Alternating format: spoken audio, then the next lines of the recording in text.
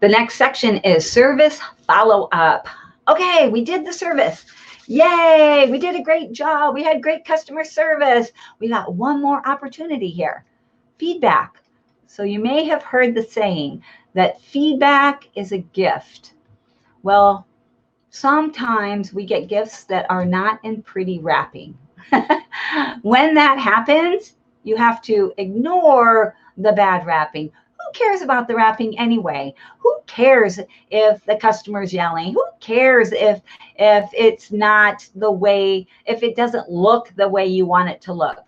Because inside the package is really the important little nugget.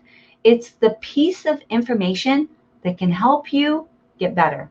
It can make your future better, and it's the one of the biggest things that you can get from your customer that can actually make everything better for you. All right. Also, if you can remember to think of it in this way, that you don't worry about it not coming in a pretty little bow. Don't care how feedback comes to you. Don't give it a mind. Just pay attention to the nuggets. What is a little bit of information, and everything will go easier for you.